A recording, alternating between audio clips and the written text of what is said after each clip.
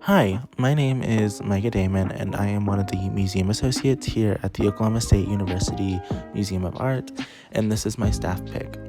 For my staff pick, I've chosen Typhoon Queen by Masahiro Kawanaka, which is currently on display in our exhibit, Stay We're in Water.